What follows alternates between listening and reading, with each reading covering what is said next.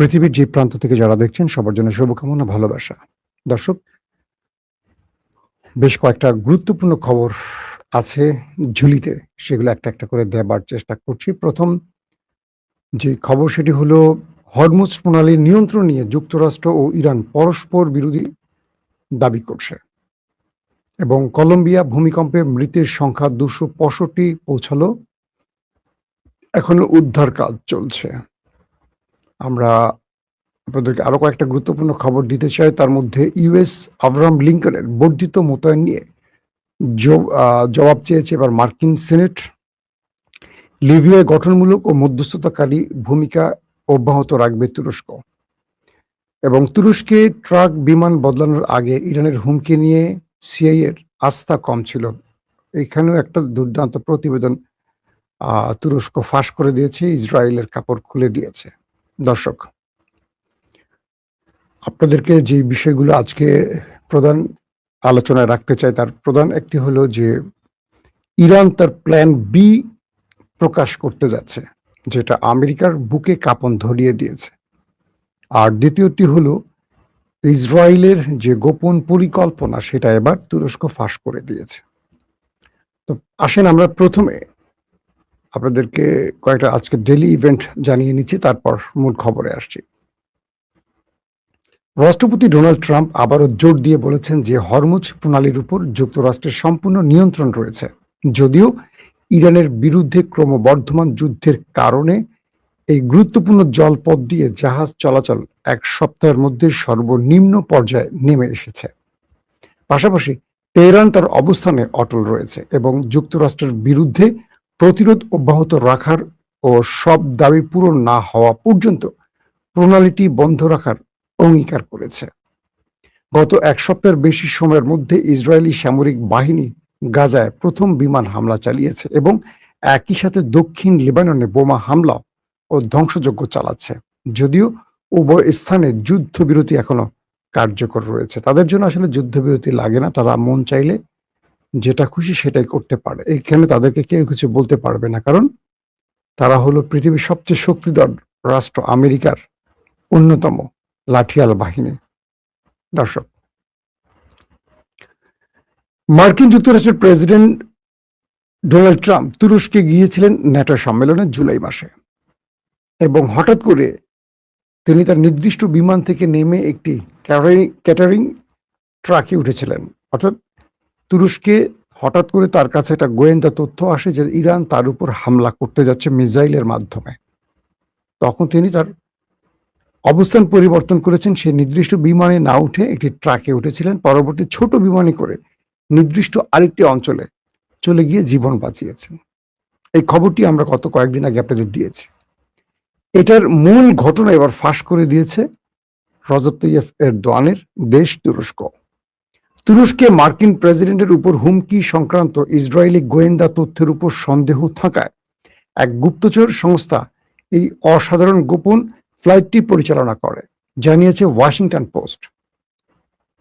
বুধবার the Washington post জানিয়েছে মার্কিন গোয়েন্দা কর্মকর্তারা প্রেসিডেন্ট ডোনাল্ড ট্রাম্পের বিরুদ্ধে ইসরায়েলের মাধ্যমে পাঠানো একটি কথিত ইরানি গুপ্ত হত্যার হুমকির বিশ্বাসযোগ্যতা নিয়ে সন্দিহান ছিলেন এবং এই কারণে গত এক মাসে তুরস্ক ত্যাগের সময় একটি বিশেষ নিরাপত্তা অভিযান চালানো হয়েছিল।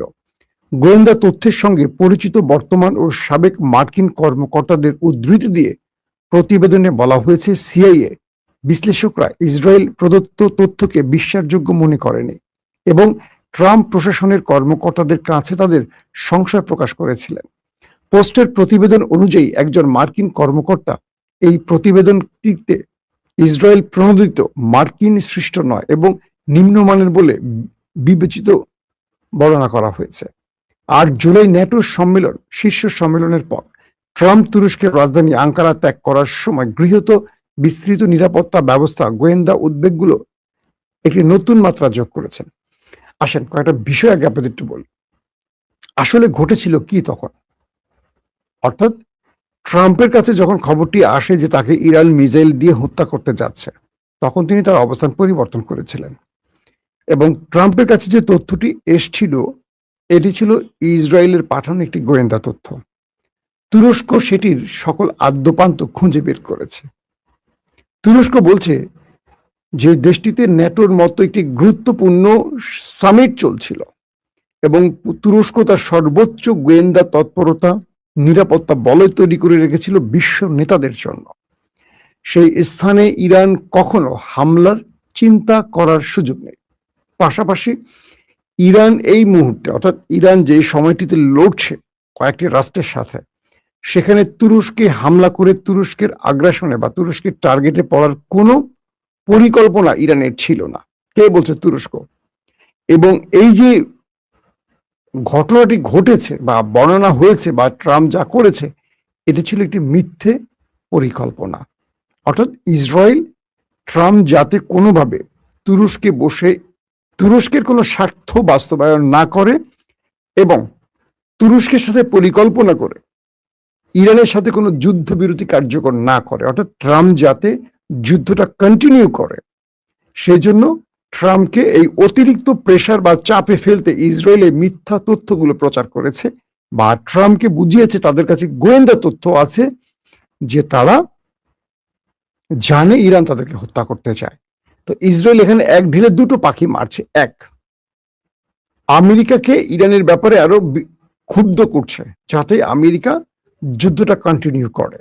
টু, যাতে ট্রাম্প এই যুদ্ধটা বন্ধ করে দিলে ইসরায়েল ট্রাম্পকে হত্যা করতে পারে এবং এর দায় ইরানের ঘাড়ে পড়ে। এটা কিন্তু তুরস্কের গোয়েন্দা তথ্যে চলে আসছে। তার মানে সিআইএ বলছে যে ট্রাম্পকে হত্যা তাদের কাছে কোনো নথি বা তথ্য ছিল না, কিন্তু এই তথ্যটি যেটি ট্রাম্পের কাছে পৌঁছেছে এটা খুবই অবিবেচক এবং এটি অগ্রহণযোগ্য তথ্য ছিল এবং সিআইএ এর তথ্যের সাথে তুরস্কের তথ্যের মিল আছে। তার মানে তুরস্ক প্রকাশ করে দিয়েছে ইসরায়েল ট্রাম্পকে হত্যা করতে চায়। দুটো উপায়। এক, যদি ট্রাম্প মানে যতক্ষণ বা যতদিন ট্রাম্প ইসরায়েলের পরিকল্পনায় থাকবে বা ইসরায়েলের নির্দেশনা অনুসরণ করে এই যুদ্ধটা কন্টিনিউ করবে, ততদিন ইসরায়েল ট্রাম্পকে কিচ্ছু করবে না, বরং তাকে সব রকম পরামর্শ দিয়ে সাহায্য করবে, কারণ তার লাঠিয়াল হিসাবে কাজ করবে ট্রাম্প। যদি ট্রাম্প কোনো কারণে যুদ্ধ থেকে সরে আসে বা এই যুদ্ধ বন্ধ করে দেয়, তাহলে ইসরায়েলের খায়েশ পূরণ হবে না। তাহলে ইসরায়েল ট্রাম্পকে সরিয়ে দিয়ে বিকল্প কোনো প্রেসিডেন্টকে আনবে, জন এফ কেনেডির মতো।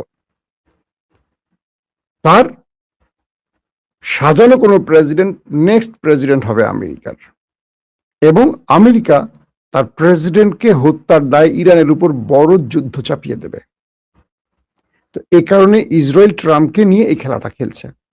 একটা জিনিস বুঝতে হবে, ইরান তুরস্কে তো মারবেই না, আর ইরান এই মুহূর্তে ট্রাম্পকে হত্যা করে তার দেশের মধ্যে বিশাল যুদ্ধ টেনে আনার পলিসিতে নেই, কারণ ইরানের এখন দাবি আদায়ের মূল টার্গেট। কারণ ট্রাম্পকে মেরে দেওয়ার চেয়ে ট্রাম্পের মাধ্যমে দাবিগুলো আদায় ইরানের জন্য সবচেয়ে সহজ পথ। কিন্তু ইসরায়েল যে কাজগুলো করলো, এখন তুরস্ক সেটা ফ্লাশ করে দিয়েছে এবং আমেরিকানরা বুঝতে পারছে যে ইসরায়েল আসলে কোন খেলাটা খেলছে। আসেন 2 নম্বর খবর, ইরানের প্ল্যান বি কি হতে পারে।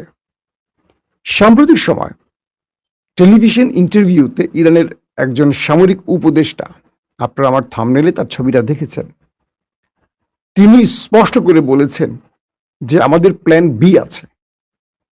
যদি আমেরিকা ইরানে নিউক্লিয়ার অ্যাটাক করে বসে, অর্থাৎ তিনি বলছেন যে আমাদের কাছে তথ্য আছে, আমাদের সাথে যুদ্ধে পেরে না উঠে আমেরিকা ইরানে একটা নিউক্লিয়ার বা পারমাণবিক অ্যাটাকের পরিকল্পনা করছে। তো আমরা যে তথ্যটি পেয়েছি যে ইরানে তারা একটা পারমাণবিক অ্যাটাক করতে পারে, আমেরিকা তাদেরকে আমরা এইটুকু বলে দেই যে সময়টিতে আমেরিকা ইরানে পারমাণবিক অ্যাটাক করবে তার কয়েক ঘন্টা না কয়েক মিনিট পর মার্কিন যুক্তরাষ্ট্রের যে ঘাঁটিগুলো আছে প্রত্যেকটা আমাদের দখলে চলে আসবে। এবং আমরা এইটুকু বলে দিচ্ছি আমেরিকাকে যে মধ্যপ্রাচ্যে থাকা মার্কিন যুক্তরাষ্ট্রের একজন সেনা সদস্য জীবিত আর তার দেশে ফেরত যেতে পারবে না। কে বলছে? ইরানের সামরিক উপদেষ্টা। তিনি আরো বলছেন যে আমরা প্রত্যেকটা মার্কিন ঘাঁটি আমাদের টার্গেট বলয়ে রেখেছি। এখন পর্যন্ত আমরা যা কিছু করেছি, আমেরিকাকে একটা পথ খুলে দিয়েছে যে আমরা আক্রমণ করছি, কিন্তু আমেরিকাকে বোঝাচ্ছি যে তুমি এখান থেকে চলে যাও।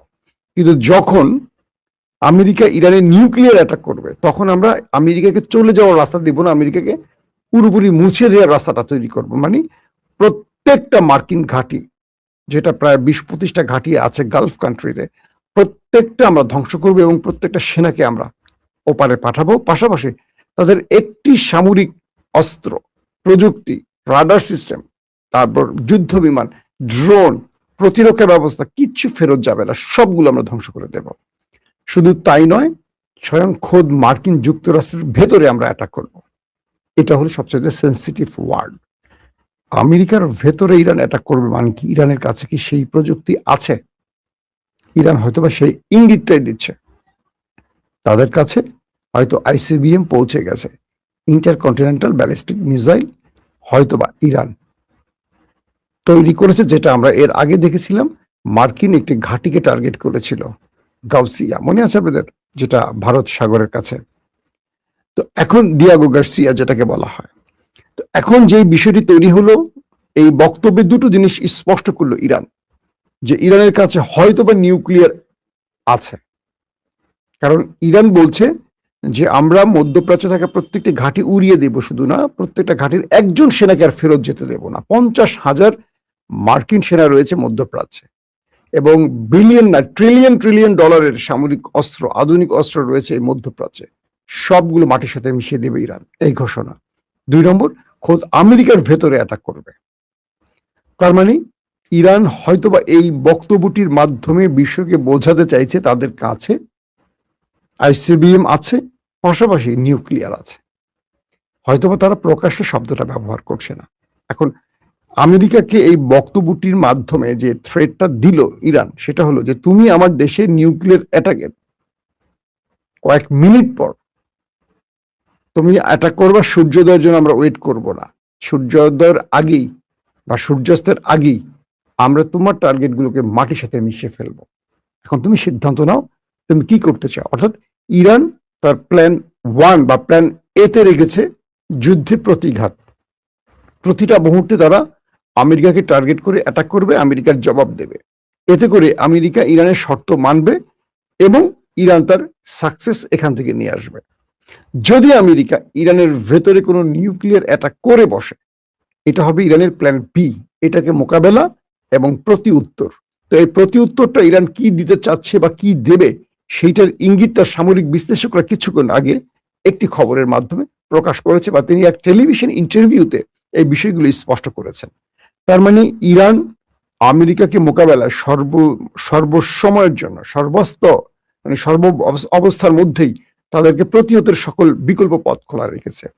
এবং ইরান যে বারবার বলছে তাদের কাছে এমন কিছু আছে যেটা আমেরিকা কল্পনা করেনি, এই সামরিক উপদেষ্টার বা অ্যাডভাইজারের এই বক্তব্যে সেটা স্পষ্ট বা প্রমাণিত হয়েছে।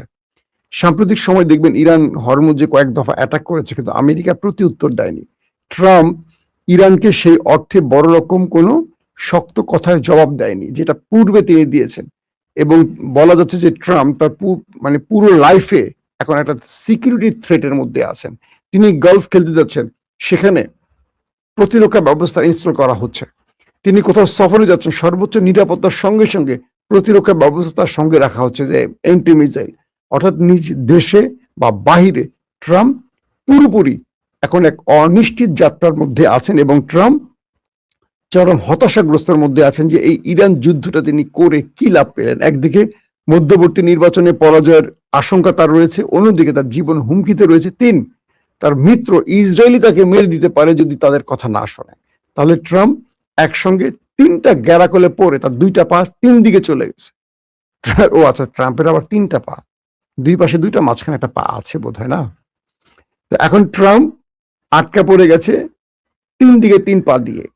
ইরান তাকে নিয়ে এখন একটা কঠিন খেলায় মেতে উঠছে।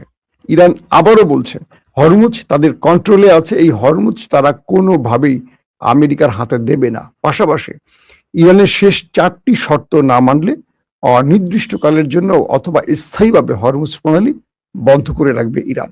দর্শক, এখনকার মতো বিদায় নিচ্ছি, ইনশাআল্লাহ আবার দেখা হবে। তার আগে বলছি আমি আবারও সফরে বেরোচ্ছি। তো আমার বন্ধুরা যারা আছেন, আমি খুলনা, যশোর এই অঞ্চলটা সফরে যাব, কুষ্টিয়া আমার বড় হওয়ার শহর, জন্মস্থান, সেখানে যাব। একটা লম্বা সফরে থাকবো। আমি সফর থেকে চেষ্টা করব আপনাদের সাথে কন্টিনিউ লাইভে আসার এবং আপডেট খবরগুলো দেওয়ার জন্য। অবশ্যই আমার জন্য দোয়া করবেন। প্রত্যেকে ভালো থাকবেন। আল্লাহ হাফেজ।